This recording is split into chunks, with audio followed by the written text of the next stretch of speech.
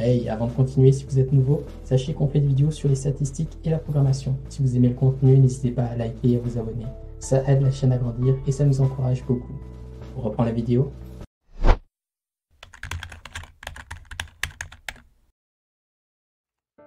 Bonjour, alors comme vous l'avez vu dans cette vidéo, je vais me lancer à RStudio. Donc c'est vrai que je suis Fabrice, donc plutôt chargé du côté développement et programmation dans la chaîne. Alors ce qui concerne les statistiques, j'ai pas. Ce qui concerne RStudio, j'ai pas non plus. Mais étant donné que nous avons dépassé les 50 abonnés, je me suis dit que j'allais faire quelque chose de spécial et donc me lancer et essayer pendant une séance de pouvoir apprendre RStudio et donc à voir si je ferai d'autres vidéos comme ça. Donc sans plus tarder, on va se lancer en installation, mettre tout en place et commencer.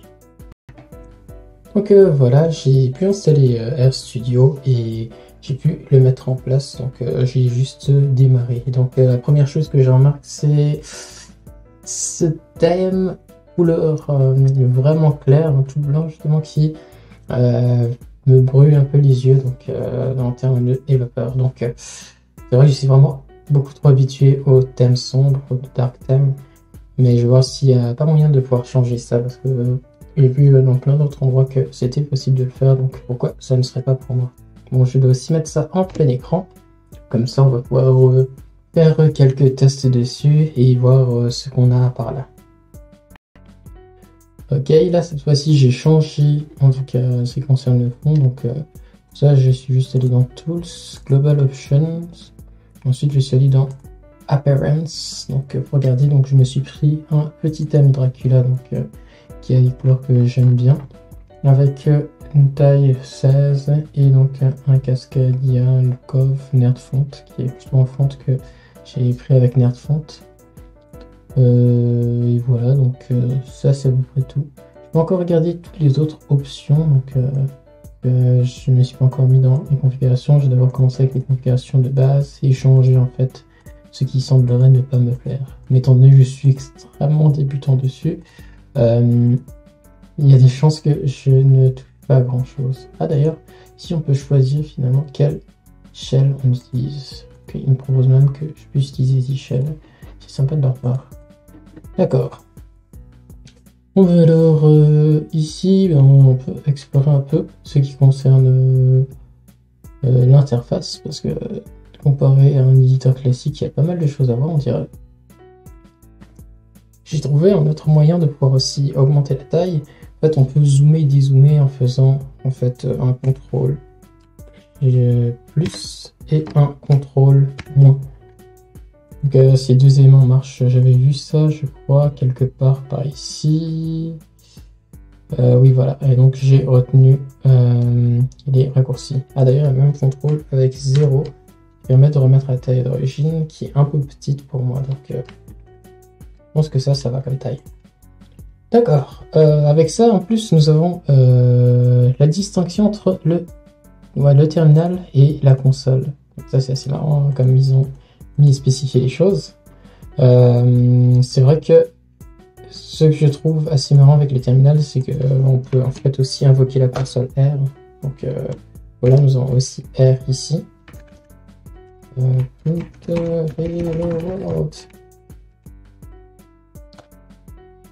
Sauf que je trouve que ici dans ce R là, donc Hello World, il y a un petit peu de couleur quand même. Donc j'ai donné un plus au niveau de la console de R. Et après, vu que là c'est un terminal, non, comment on quitte, vu que c'est un terminal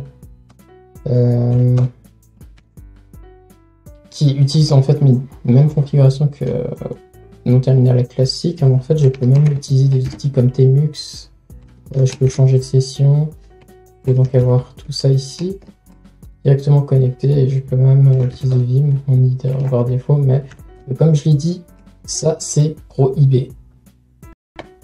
On va dire, c'est quoi des jobs? J'ai envie de voir ce que c'est. De ce que j'ai vu, on dirait qu'on peut utiliser des jobs pour en fait lancer du code R en parallèle pendant qu'on est en train d'utiliser RStudio, donc C'est-à-dire que c'est vraiment faire un kit main libre pour exécuter sans problème le code en arrière-plan pendant qu'on est en train de travailler. Ça a l'air très intéressant comme système. Alors bien, pour implémenter les jobs, alors on aurait besoin d'écrire un script. Sauf que je sais toujours pas comment écrire un script. On va tenter de faire ça, je pense normalement c'est souvent là. Il y a un plus ici. Wow. Pourquoi est-ce qu'il y a autant de scripts? Ouais, je vois le R script ici, mais pourquoi est-ce qu'il y a... J'ai entendu parler de R Markdown, mais maintenant il y a des notebooks. Donc R Notebook, il semble être un R Markdown Notebook. Je peux créer des web apps avec Shiny. Ah ouais. Nous avons Plumber API. Une API pour Plumber. Ah ouais, on peut avoir tous ces trucs là aussi. Text file.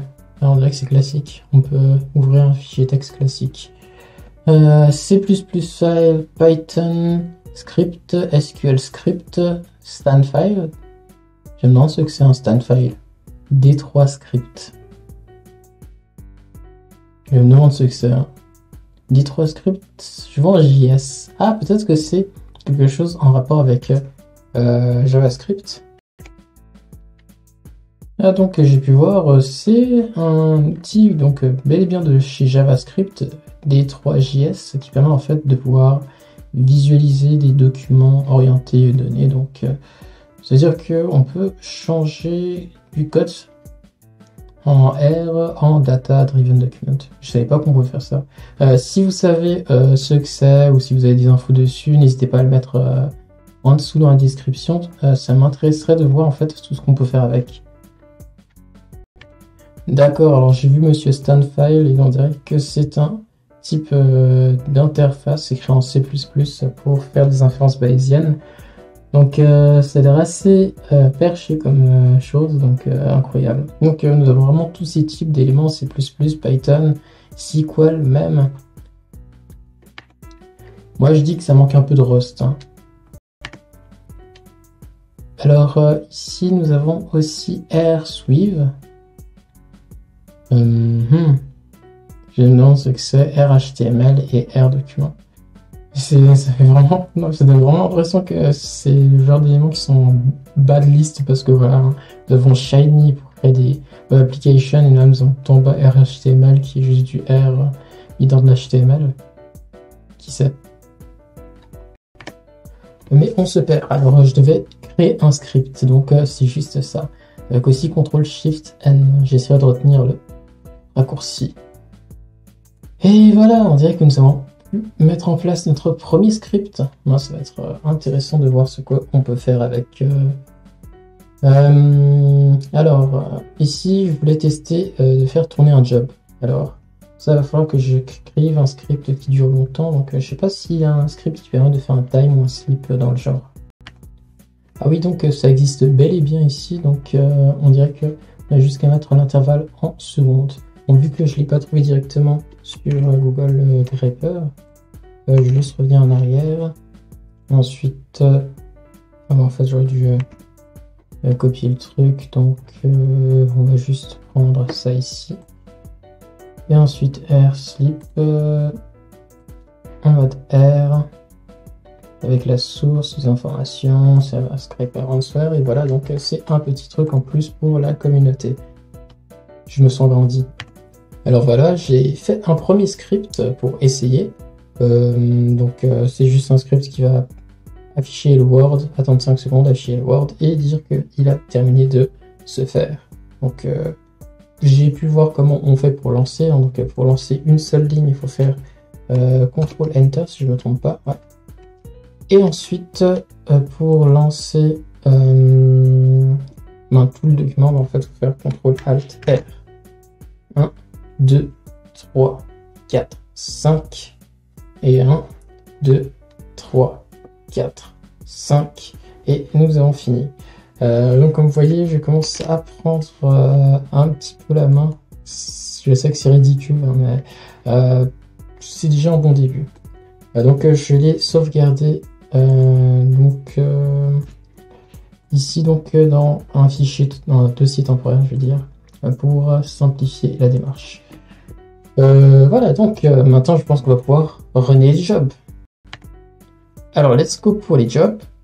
Donc si je vais là, je vais regarder Start Local Job. Oh, il me propose déjà un job. Et je comprends maintenant mieux pourquoi est-ce que les IDE peuvent nous mâcher une grosse partie du travail. Working Directory, ouais, on va prendre ça ici. Et je pense que le Working Directory, c'est là parce que si ça génère des fichiers ou quoi que ce soit, on décide l'endroit d'atterrissage. Pas besoin, les copies, je crois. Ok, bon, on va commencer le job. Oh, il est en train d'être exécuté. Et là, on voit son évolution. Hey, il affiche le deuxième Word. Oh, c'est trop bien. Ah, j'aime bien. Encore, encore. Je me demande si on peut lancer plusieurs jobs à la fois. Ouais. Donc, je peux lancer 2 jobs à la fois. C'est trop bien. On peut entrer dans les détails des jobs et voir en fait qu'est-ce qu'ils ont retourné. Oh, ça va être pratique si on fait tourner un lourd algorithme. En fait, cela est envoyé à d'autres processus dans le système. Alors, vous avez de la chance, vous qui êtes dans RStudio, parce que sur le terminal, il y a un moyen de faire ça, mais en fait, il faudrait justement ouvrir une nouvelle page ou un nouveau processus pour lancer le truc. Mais vous avez juste une interface extrêmement jolie qui affiche comment les choses évoluent et les résultats retournés. Donc franchement, je suis séduit par les jobs. Ok Fabrice, plus d'une demi-heure et toujours pas de stats. Donc je pense qu'on va devoir démarrer. Alors par chance, heureusement nous avons déjà des vidéos qui ont été faites sur le sujet dans notre chaîne. Donc c'est des vidéos que je vous conseille de regarder, hein, des séries de vidéos d'ailleurs. Donc c'est les bases dans R et les statistiques avec R. Donc étant donné que on arrive déjà vers la fin de la vidéo et que je n'ai toujours pas fait de stats, que j'ai quand même déjà 2-3 petites notions de débutant avec R, je vais plutôt me lancer dans les statistiques. Si je comprends pas, je pense que je me lancerai avec R. Souhaitez-moi bonne chance. Je vais exporter et ainsi alors pour l'instant c'est suivable. Là où j'ai tout ce qu'il me faut. On retourner sur RStudio et maintenant ouvrir un projet. Oh, mais oui c'est vrai, j'avais entendu qu'on pouvait faire des projets avec R. Ah, c'est pas mal. Simplement on va juste aller soit ici dans projet, soit aller dans File, New Project. Les deux fonctionnent de la même manière. Et ensuite on va cliquer sur New Project. Et à l'intérieur on va ouvrir un nouveau quand je vais mettre pause, je vais essayer aussi de créer un projet de mon côté. Donc voilà, j'ai pu créer mon premier projet. Assez content du résultat, bien que j'ai rien fait de mes propres mains. Donc je l'ai nommé débutant statistique parce que je pense que ça décrit assez bien la vidéo et son auteur. Donc maintenant je vais aller regarder la suite. Tous les fichiers que nous avons créés. Maintenant nous allons commencer par ouvrir un script. Donc nous pouvons faire CTRL majuscule N. Ah, ça je connais. Windows. Et simplement ici ce script, on va l'enregistrer et on va lui donner un nom. Ici, je vais le mettre dans script déjà. Ah, bien organisé. Et je vais l'appeler nettoyage. Ça, c'est une habitude chez moi de simplement créer un script pour le nettoyage et faire un autre script pour le travail. Aujourd'hui, on va faire du nettoyage, on dirait.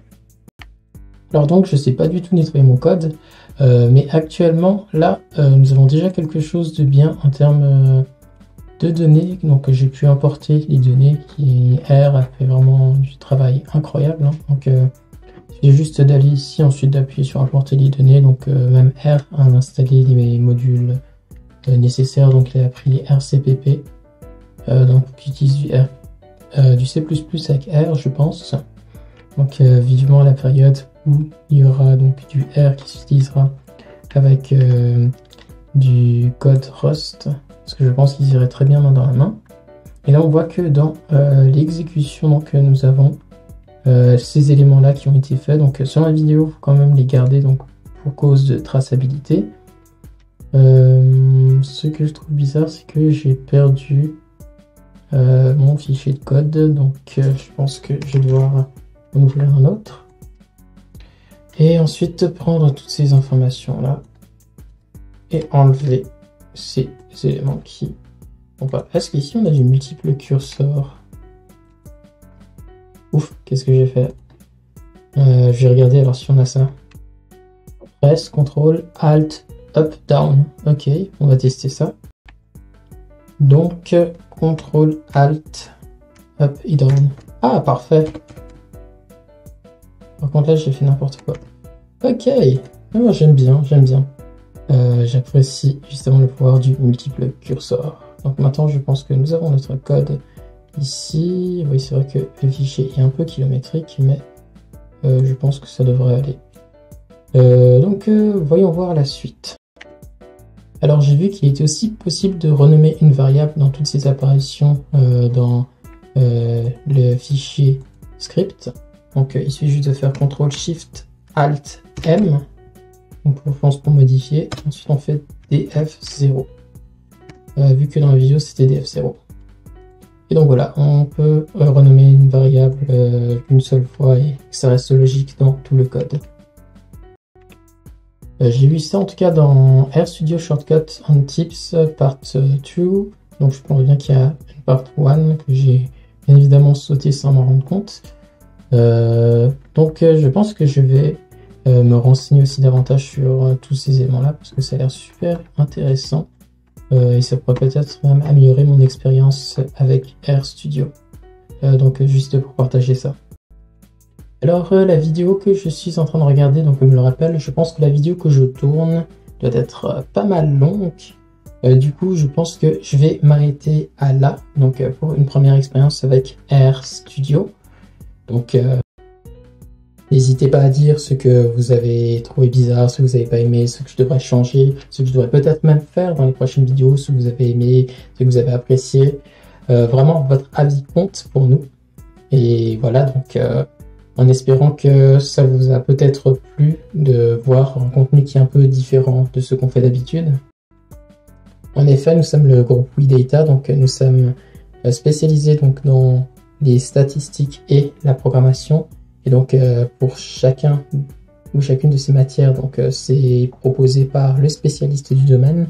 Donc moi je suis plutôt domaine développement et programmation, donc peut-être qu'à l'avenir si bien évidemment on a l'occasion, l'opportunité, on fera aussi sur la sécurité informatique. Mais voilà, donc j'ai voulu me lancer dans la pratique de mes collègues qui font justement les sciences des données et les statistiques pour voir en fait ce que ça donne. Donc j'espère que vous avez aimé me voir souffrir et essayer donc de manipuler un objet que je ne connais pas sous vos yeux. Donc en espérant aussi que peut-être que par cette occasion là vous avez pu voir quand même un contenu que vous n'avez pas l'habitude de voir sur cette chaîne pour célébrer nos 50 abonnés. Bien, donc je pense que c'est le moment pour nous de se quitter, donc en espérant qu'on se revoit aussi pour d'autres vidéos, donc dans d'autres circonstances, on va dire meilleures pour moi. Donc à tout bientôt.